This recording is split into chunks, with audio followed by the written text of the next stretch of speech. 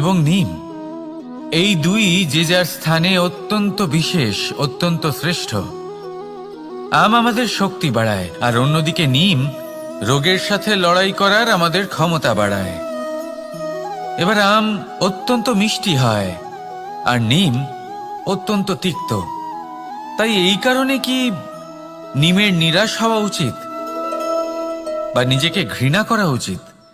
তার স্বাদ তিক্ত? কখনোই নয়। দেখুন, নিম তিক্ত, এতে নিমের কোনো দোষ নেই।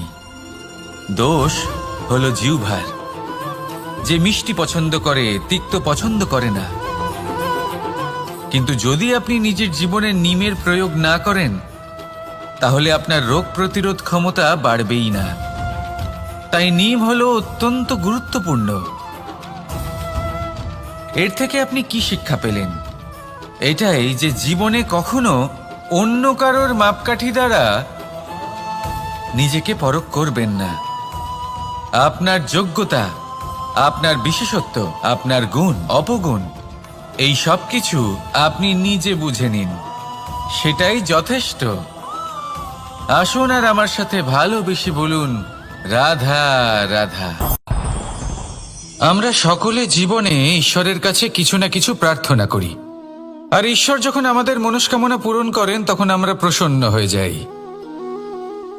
কিন্তু যখন ঈশ্বর আমাদের মনস্কামনা পূর্ণ করেন না, তখন আমরা ভাবি, সন্দেহ করি যে সত্যি ঈশ্বর আছেন।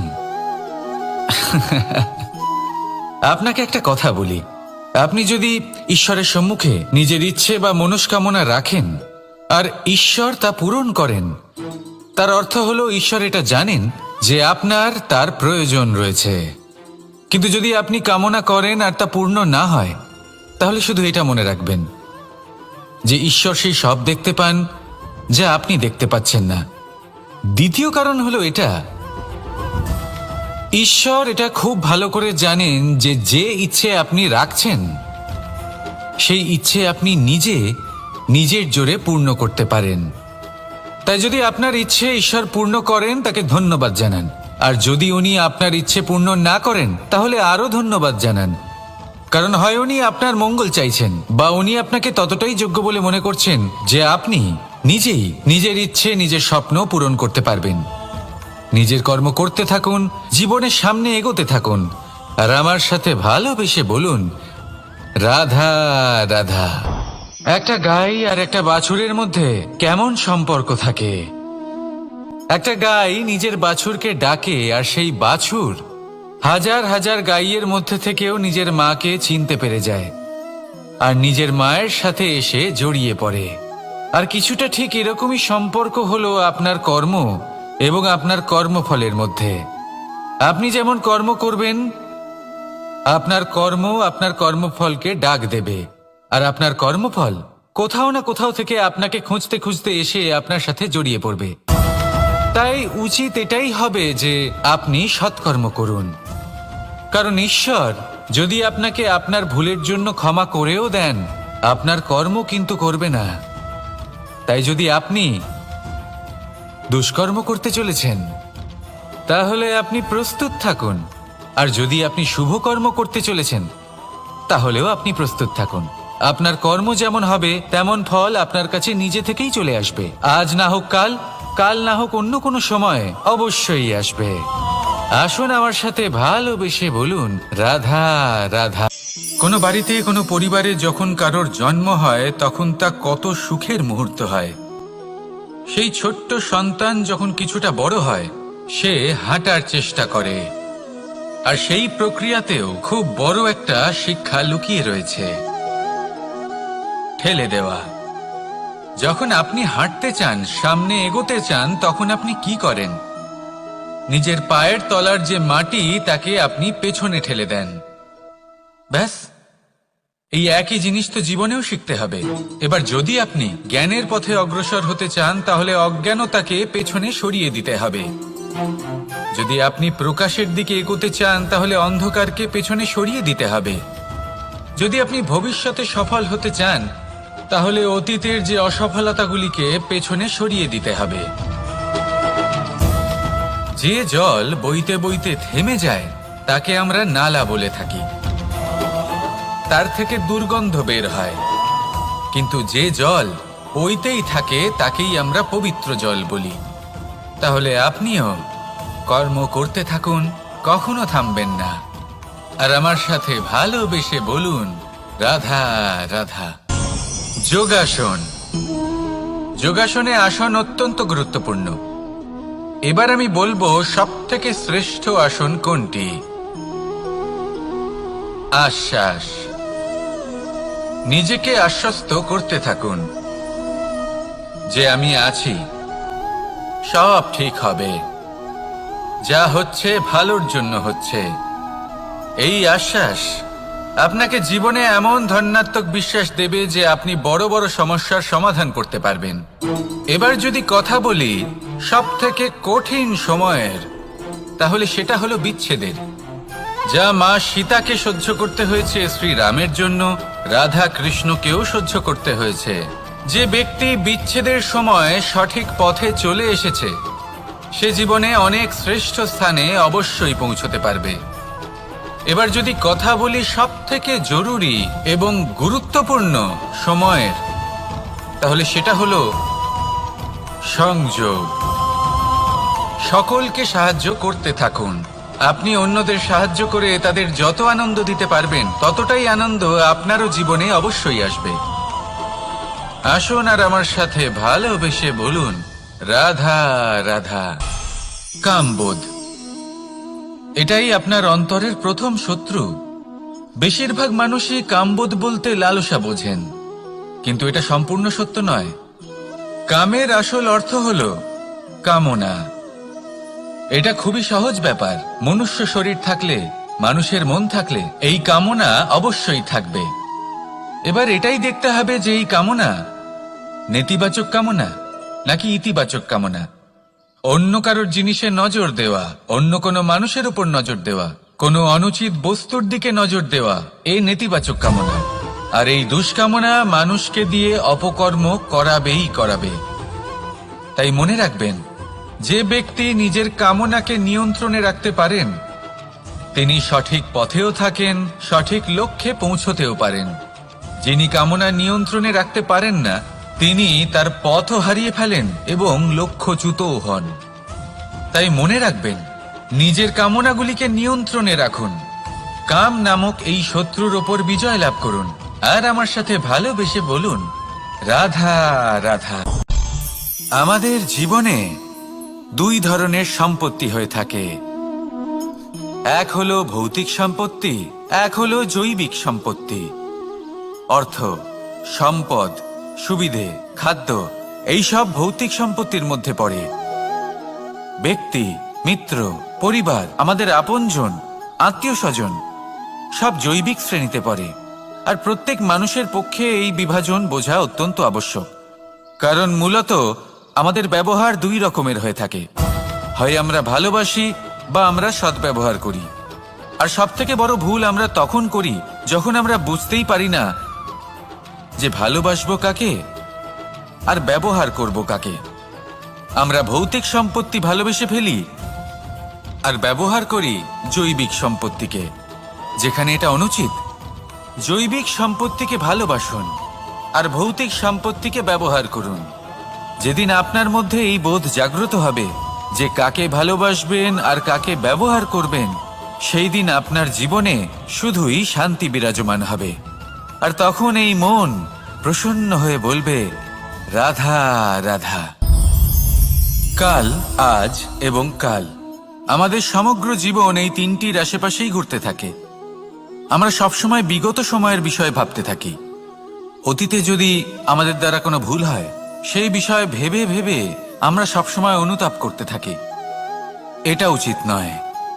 দেখুন, অতীতের থেকে শিক্ষা লাভ করা অত্যন্ত আবশ্যক, কিন্তু সেই ভুল যাতে আবার না হয় সেই কাজটা কিন্তু আপনাকে বর্তমানেই করতে হবে, তাই না? দ্বিতীয় কথা, আমরা সবসময় ভাবি আগামী দিনের বিষয়ে, ভবিষ্যতের বিষয়ে। আমরা ভাবি যে কাল করে নেব, আজ এই কাজ করতে পারছি না, কোনো ব্যাপার নয়, কাল করে নেব। আজ কাজটা শুরু করতেই পারলাম না, কোনো ব্যাপার নয়, কাল করে নেব। আজকের দিনটাই ভালো ছিল না, কোনো ব্যাপার নয়, সেটা কাল করে নেব। ব্যাপারটা বুঝুন, আপনি নিজের সময় নষ্ট করছেন। দেখুন, এই যে কাল, তা কখনোই আপনার হাতে আসবে না। তাই যে কাজ করতে চান সেটা আজকেই করুন, অন্তত শুরুটা করুন। কারণ এই আগামী সময় তা সবসময় আপনার থেকে এক কদম আগে থাকবে, একদিন এগিয়ে থাকবে। জানেন কেন? কারণ এই কাল আপনার জন্য অপেক্ষা করবে না, সেই জন্য আপনিও এর জন্য অপেক্ষা করবেন না। যা করার তা আজকেই শুরু করুন। কারণ যে বর্তমানে নিজের ভিত স্থাপন করেন না, ভবিষ্যৎকালে তার সুন্দর শক্তিশালী ভবন কখনো নির্মাণই হয় না। আসুন আর আমার সাথে ভালোবেসে বলুন, রাধা রাধা। সাফল্য খুব সহজ এক শব্দ। এটা হলো সেই সব শব্দের মধ্যে অন্যতম যা মানুষ একটু বুঝলেই ভাবেন সব বুঝে ফেলেছি। আর যেই উনি বুঝতে পারেন সাফল্য কি, আজীবন সেই সাফল্যের পেছনেই ছুটতে থাকেন। এই সাফল্য হলো একটা খেলার মতো, যাতে মানুষ নিজের সমস্ত জীবন বাজি লাগিয়ে দেন। আর প্রত্যেক খেলার মতোই এরও কিছু নিয়ম রয়েছে। আর প্রাথমিক নিয়ম হলো, এই সাফল্য লাভ করার জন্য সাফল্য লাভ করার স্বপ্ন আপনাকে অবশ্যই দেখতে হবে আগে। হ্যাঁ, কিন্তু শুধুমাত্র স্বপ্ন দেখলেই কিছুই হবে না। স্বপ্ন দেখুন, তারপরে আপনার নিজের নিদ্রাকে ভঙ্গ করতে হবে, দিনরাত পরিশ্রম করতে হবে, দিনরাত চেষ্টা করতে হবে। তবেই এই সাফল্য আপনার কাছে আসবে আর আপনার পদানত হবে। তাহলে স্বপ্ন দেখুন আর পরিশ্রম করে তাকে সার্থক করুন। যদি এটা করেন তবেই সাফল্য সহজেই আপনার কাছে আসবে। আর তখন মন প্রসন্ন হয়ে বলবে, রাধা রাধা। সমস্যা, প্রত্যেকের জীবনেই সমস্যা আসা যাওয়া করে। আর প্রত্যেক মানুষ সমস্যা আসার পর তার সমাধান খুঁজতে উঠে পড়ে লাগেন। কিন্তু যখনই সমস্যার সমাধান হয়ে যায়, আমরা সুপ্রসন্ন হয়ে যাই এবং অসাবধানও হয়ে যাই। আমাদের মনে হয় যে আমরা সম্পূর্ণরূপে সমস্যার অন্ত করেছি, কিন্তু কোথাও না কোথাও একটা ছোট্ট বীজ রয়েই যায়। আর সেই বীজ আমাদের অসাবধানতার ছত্রছায়ায় বড় হতে থাকে, আর তারপর মহা সংকট হয়ে আবার আমাদের উপর আক্রমণ করে। এই সংকট যে কোনো রূপে আসতে পারে, কোনো শত্রুর রূপেও আসতে পারে, বা কোনো মহামারীর রূপেও আসতে পারে। সেই জন্য সবসময় সাবধান থাকাই উচিত। কারণ অসাবধান হলে কি হয়, আমাদের সুরক্ষা চক্রে একটা ছেদ উৎপন্ন হয়, আর আমাদের শেষ করতে পারে এমন এক বাণ সেই ছেদ বিন্দু হয়ে আমাদের হৃদয়ে প্রবেশ করতে পারে। তাই যে কোনো সমস্যার সমাধান করুন, জয়ী হন, উৎসবও পালন করুন, কিন্তু সাবধানে থাকবেন। আসুন আর আমার সাথে ভালোবেসে বলুন, রাধা রাধা। এই সংসারের অন্তের এর বিনাশের প্রারম্ভ কিভাবে হয়? কোনো যোগের মাধ্যমে, কোনো ভয়ানক অসুরের আগমনে, নাকি প্রকৃতির রাগের কারণে? না, এই সংসারের বিনাশের প্রারম্ভ হয় আমি থেকে। এই আমি, এই তুমি, এটা আমি করেছি, ওটা তুমি করেছো, এটা আমার, ওটা তোমার, আদি ইত্যাদি। এই ভাব যখন মনে বাসা বেঁধে নেয়, সর্বপ্রথম ঘর ভাগ হয়, তারপর বসতি, তারপর প্রাণ, আর তারপর দেশ, আর সবার শেষে সমস্ত সংসার ভাগ হয়ে যায়। আর এই ভাগ হয়ে যাওয়া শেষে মনোমালিন্যে পরিণত হয়। এখন এমত অবস্থায় কি করা যেতে পারে? কিভাবে বাঁচা যায় এই পরিস্থিতির থেকে? কিভাবে দূরে থাকা যায় এই বিনাশের থেকে? উত্তর সেই একটাই, করুণা। একে অপরের দরকারগুলি বুঝুন, একে অপরের সমস্যাগুলি বুঝুন, একে অপরের দুঃখের সাথী হয়ে দাঁড়ান, একে অপরের সুখের ভাগীদার হন। আর শেষে যখন এই আমি আমরাতে পরিণত হবে, তখন এই বিনাশ নিজে থেকেই দূরে চলে যাবে। তাহলে আমরাতে বিশ্বাস করতে শিখুন আর আমার সাথে ভালোবেসে বলুন, রাধা রাধা। এই মুদ্রা, এবারে ভাবুন এটাই আমাদের জীবন, জীবনের সুখ আর দুঃখ। এই মুদ্রার এই জীবনের দুটি দিক। কিন্তু যখনই আমরা ঈশ্বরের কাছে প্রার্থনা করি তখনই আমরা সুখ চাই, আর সেই সুখ আসেও। আর যখনই সেই সুখ আসে তখন ব্যক্তি সর্বপ্রথম তাকে ভুলে যায় যে দুঃখের সময় ওনার সাথে ছিলেন। আর এমত অবস্থায় উনি সাহায্য করেন না, উনি করেন উপকার। আর এই উপকারের বদলে মানুষের থেকে উনি নিজের জন্য শ্রদ্ধা চান। আর সেই শ্রদ্ধা, সেই চাহিদার কারণে উনি নিজেকে অন্যদের থেকে শ্রেষ্ঠ, অন্যদের থেকে ভিন্ন মনে করতে বিবশ হয়ে যান। আর আলাদা হবার কারণে তার মধ্যে জেগে ওঠে অহংকার, আর সেটাই হয় তার পতনের কারণ। এবার এতে কি করা যেতে পারে, কি চাওয়া যেতে পারে ঈশ্বরের কাছে? এই প্রশ্ন অবশ্যই মনে আসে। ঈশ্বরের কাছে চান সুখ, শুধুমাত্র ততটাই যাতে অহংকার না আসে, আর দুঃখ ততটাই যাতে শ্রদ্ধা না চলে যায়। রাধা রাধা। এই সংসারে এমন কিছুই নেই যা সব সময় একই থাকবে। যা কিছু নির্মাণ হয়েছে তা একদিন অবশ্যই ভেঙে পড়বে। কিন্তু এই ভেঙে যাওয়ার বিশ্লেষণ আপনি কিভাবে করবেন তা আপনার উপরে নির্ভর করছে। ওই আকাশের দিকে তাকান, ওই মেঘ, ওটাও ভেঙে পড়ে, কিন্তু নিজে ভেঙে পড়ার সাথে বর্ষাকে তৈরি করে যায়। মাটির ডেলা অবশ্যই ভেঙে পড়ে, কিন্তু ব্যবহারযোগ্য মাটির রূপ নিয়ে। এই ধরিত্রীর বুকে কোনো এক বীজ যখন ভেঙে পড়ে তখন ধরিত্রীর উপর এক বিশাল আকারের বৃক্ষ নির্মাণ করে। যদি জীবনে কিছু ভেঙে পড়ে তাহলে নিরাশ হয়ে পড়বেন না, নিজের সাহস হারাবেন না।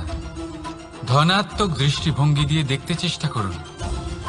মনে করুন নিয়তি নিশ্চয়ই আপনার জন্য আরো ভালো কিছু ভেবে রেখেছে, যা ভবিষ্যতে আপনার প্রতীক্ষা করছে। ধনাত্মক চিন্তা ভাবনা করতে থাকুন, তারপর দেখবেন শ্রেষ্ঠ রচনা নিজেই তৈরি হবে।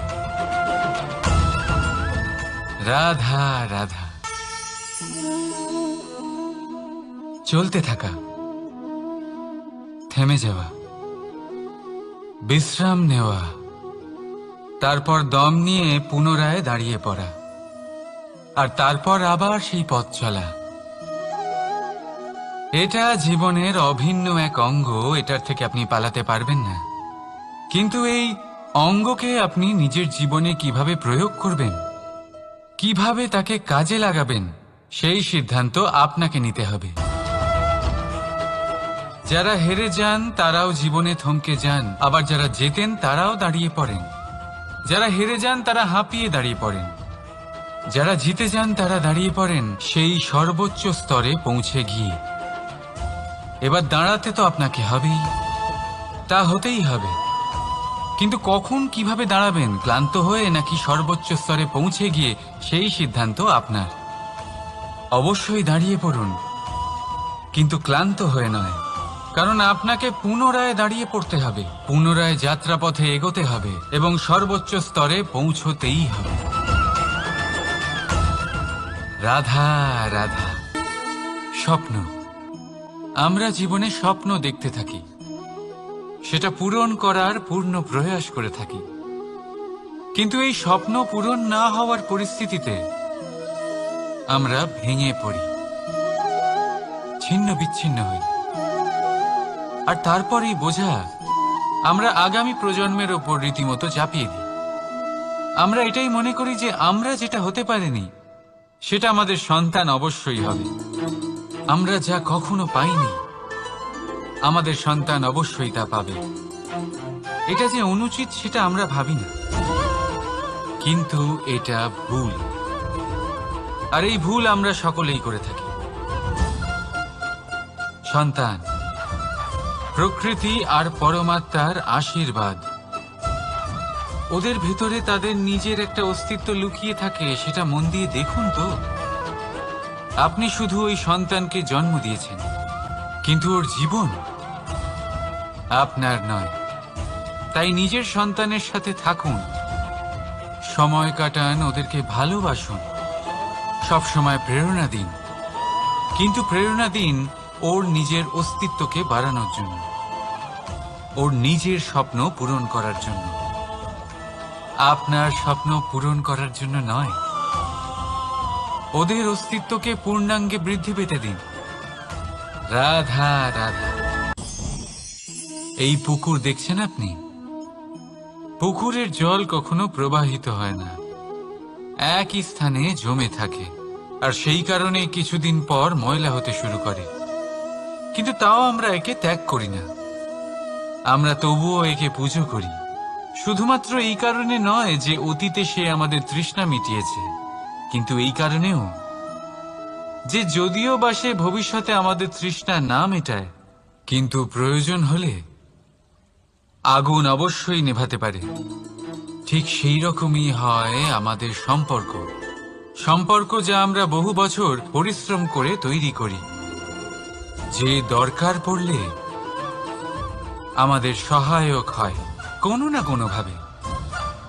সেই জন্য সম্মান করতে শিখুন এই সম্পর্কগুলিকে, শিখুন এই সম্পর্কগুলিকে অটুট রাখতে। কথায় কথায় এই সম্পর্কগুলিকে ভেঙে দিতে শিখবেন না। রাধা রাধা। বিষ, এই শব্দটা শুনলেই মনে অনেক কল্পনা জন্ম নেয়। কল্পনা অসহ্যকর তিক্ততার, কল্পনা অত্যন্ত বেদনাদায়ক মৃত্যু। এবার যদি আপনাকে জিজ্ঞেস করা হয় যে সবচেয়ে বিষাক্ত বিষ কোনটা, তাহলে আপনি কি বলবেন? কেউ বলবে সর্পের বিষ, কেউ বলবে কাঁকড়া বিছের, কেউ বলবে কালকিউটের বিষ। কিন্তু না, এই সমস্ত রকম বিষ সেই বিষের সামনে টিকতে পারবে না যাকে আমরা বলে থাকি কানের মধ্যে ঢালা বিষ। শুনতে অত্যন্ত মিষ্টি, কিন্তু তিক্ততায় অত্যন্ত বিষাক্ত। পেটের মধ্যে যাওয়া এই বিষ শুধুমাত্র একটি মানুষের মৃত্যুর কারণ হয়, কেবল একটি। কিন্তু কানের মধ্যে ঢালা এই বিষ একাধিক সম্পর্কের নাশ করতে পারে। আর এটাতে সেই ব্যক্তির ভুল নেই যে আপনার কানে বিষ ভরেছে, আপনি তাকে দোষ দিতে পারেন না। এখানে দোষ আপনার নিজের, যে এই বিষকে আপনি নিজের উপরে প্রভাব ফেলতে দিয়েছেন, এই বিষকে সুযোগ দিয়েছেন আপনার ক্ষতি করতে। এটা আপনার ভুল। সেই জন্য কুমন্ত্রণায় কখনো কান দেবেন না। আপনার মনে ভালোবাসার দৃঢ়তা জাগিয়ে তুলুন আর নষ্ট করে দিন এই সংসারের সমস্ত বিষের প্রভাবকে। রাধা রাধা। জীবন, আমাদের এই জীবন সুখ আর দুঃখ, এই দুইয়ের মিশ্রণ। এদের সংমিশ্রণই জীবনের ভারসাম্য বজায় রাখে। এখন এই সুখ, সুখ এমন এক বস্তু যাকে সবাই খুঁজে চলেছে। দুঃখ এমন এক অনুভূতি যা সবার কাছে আছে। আমাদের প্রত্যেকের জীবনে সুখ আর দুঃখ আসতে থাকবে আর যেতেও থাকবে, এটা অবশ্যই জীবনে থাকবে। কিন্তু সফলতা, এটা সবার জীবনে আসে না। কেন? কারণ এই সফলতা সুখ আর দুঃখের দ্বারা প্রাপ্ত হয় না। সফলতা প্রাপ্ত হয় নিজের উপরে বিশ্বাস করতে থাকলে। আকাশের ওই সূর্যকে দেখুন, সূর্যের বিশ্বাস আছে নিজের উপর যে সে সমস্ত জগৎকে আলোকিত করতে পারবে। নিজের প্রথম রশ্মি দিয়ে অন্ধকারকে দূর করতে পারবে। সূর্য এই বিশ্বাস নিয়েই আসে, আর কিছুক্ষণের মধ্যেই সমস্ত সংসার থেকে অন্ধকারকে বিনাশ করে ফেলে সে। তাহলে মনে রাখবেন, এই সুখের আভাস, এই দুঃখের অনুভূতি আসতেও থাকবে আর যেতেও থাকবে। শুধু নিজের উপরে বিশ্বাস রাখুন, তারপর দেখবেন এই সফলতা আপনার দাস হয়ে থাকবে। রাধা রাধা। চাঁদ কত শ্রেয়, শুভ্র, কত সুন্দর, কিন্তু যদি আপনি মনোযোগ সহকারে দেখেন তাহলে দেখবেন এই চাঁদেও দাগ আছে। আর এই দাগগুলি থাকার কারণে কি এই চাঁদের মাহাত্ম্য কখনো কমে যায়? কখনো নয়। এর কারণ হলো চাঁদের নিরন্তর চেষ্টা। একবার এই আকাশে দেখুন, এই অন্ধকার সবসময় চেষ্টা করে চাঁদকে ঢেকে দেওয়া, কিন্তু এই চাঁদ সবসময় এই অন্ধকারের সাথে লড়াই করতে থাকে। অমাবস্যা থেকে শুরু করে চাঁদের এই যাত্রা পূর্ণিমা অবধি পৌঁছেই যায়। আর তাই এই চাঁদের পুজো করা হয়, এই কারণে এই চাঁদকে মাহাত্ম্য দেওয়া হয়। এইভাবেই যদি আপনার মধ্যে কোনো দোষ থাকে, কোনো খারাপ কিছু থাকে, তাহলে সেটা কোনো বড় ব্যাপার নয়। চেষ্টা করুন সেটাকে শুধরে নেওয়ার, কিন্তু সেই কারণে নিজেকে খারাপ মনে করা এটা অনুচিত। নিজের ভুলগুলো, নিজের দোষগুলো, নিজের খারাপ দিকের কথা ভুলে আপনি এই সংসারের ভালোর দিকে প্রস্থান করেই দেখুন না। আপনি দেখবেন আপনার অন্তরের তেজ ঠিকরে বেরোচ্ছে। রাধা রাধা।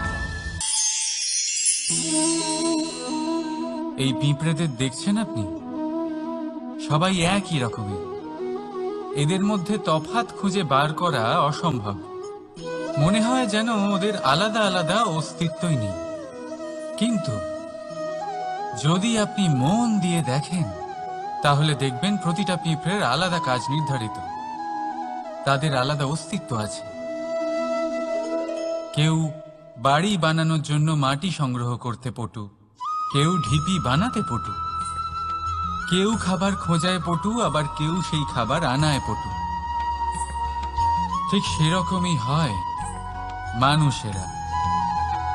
মনে হতেই পারে সবাই একই রকম, কিন্তু প্রতিটা মানুষের ব্যক্তিত্ব, প্রতিটা মানুষের অস্তিত্ব ভিন্ন হয়। আর সত্যি কথা বলতে কি, প্রতিটা মানুষের ভিন্নতাই আমাদের প্রগতির দিকে নিয়ে যায়। ভাবুন, যদি আপনাকে কারোর সাথে হাত মিলিয়ে চলতে হয়, তাহলে আপনাকে আপনার সোজা হাত তার উল্টো হাতে ধরে এগোতে হবে। এটাই সৃষ্টিকর্তার সৃষ্টির নিয়ম। ভিন্নতা, এই ভিন্নতাকে আশীর্বাদ ভেবে চলুন, এতে কোনো খারাপ নেই। রাধা রাধা। দাদা আমাকে বহুবার জিজ্ঞেস করেন যে কানাই, তুমি রাধার সাথে এই সংসারকে প্রেম শেখাতে এসেছো, তাহলে কেন তুমি রাধাকে এত বিরক্ত করো? কেন ও তোমাকে বিরক্ত করে? কেন এই ঝগড়াঝাটি হয়? কেন এই টানাপোড়েন চলে? এবার এটার উত্তর আমি কিছুটা এইভাবে দিতে চাই। পিঁপড়ে সেই বাড়িতেই প্রবেশ করে যেখানে মধু উপস্থিত আছে। যদি আপনার বাড়িতে মধু থাকে, কোনো মিষ্টি জিনিস থাকে, মিষ্টত্ব থাকে, তাহলে পিঁপড়ে সেখানে অবশ্যই প্রবেশ করবে। ঠিক এইরকমই হয় আমাদের সম্পর্ক। এর মধ্যে ছোটখাটো ঝগড়াঝাটি, টানাপোড়েন, রাগ করা, মন ভাঙানো, এই সব তো চলতেই থাকে। বিশেষ করে সেই সম্পর্কগুলিতে যেখানে মিষ্টত্ব আছে। মনে রাখবেন, যেই সম্পর্কে কোনো খুনসুটি নেই, রাগ করা, মান ভাঙানো নেই, কোনো ছোটখাটো ঝগড়াঝাটি নেই, সেই সম্পর্ক শুধুমাত্র মস্তিষ্ক দিয়ে পালন করা হচ্ছে, মন থেকে নয়। তাই মন থেকে ভালোবাসতে শিখুন। আর এই ছোটখাটো ঝগড়াঝাটির এই অম্ল মধুর খুনসুটির আনন্দ উপভোগ করুন, কারণ এতেও ভালোবাসা আছে। রাধা রাধা। এই পুস্তক বড়ই কাজের জিনিস। কাহিনী হোক, কবিতা হোক, স্মৃতি হোক, এতে যাই লিখে দেবেন তা ভবিষ্যতের পুঁজি হয়ে যাবে। কিন্তু যদি কখনো এমন হয় যে এই পুস্তক ময়লা হয়ে যায়, বা যদি কোনো পাতায় আপনি ভুল করে কালি ফেলে দেন, বা কোনো বাক্য লিখতে গিয়ে আপনি ভুল করে ফেলেন, তাহলে আপনি কি করেন? সেই পুস্তক কি আপনি তুলে ফেলে দেন? না, তাই তো? শুধু একটা পাতা ছিঁড়ে ফেলেন যাতে সেই পুস্তক সঠিক থাকে, সুন্দর হয়ে ওঠে। এই পুস্তকের মতোই হয় আমাদের সম্পর্ক। তার সেই এক পাতা, একটা ভুল। তাই যে কোনো সম্পর্কে যদি কারোর কোনো ভুল হয়ে গিয়ে থাকে, তাহলে সেই ভুলকে সম্পর্ক থেকে দূরে করা সঠিক হবে। সেই ভুলকে ভুলে যাওয়াই সঠিক হবে। সেই সম্পর্ক ভাঙা নয়, সেই সম্পর্ক সামলে রাখুন। কারণ ভুল তো সবার দ্বারা হয়। যদি এরকম করেন, তবেই জীবনরূপী পুস্তক আরো সুন্দর হয়ে উঠবে। একে অপরকে ক্ষমা করতে শিখুন, একে অপরের ভুলকে ভুলে যেতে শিখুন। তারপর দেখবেন এই জীবনে আরো আনন্দ আসবে, আর এই সম্পর্ক নিঃশ্বাস নিতে থাকবে। রাধা রাধা।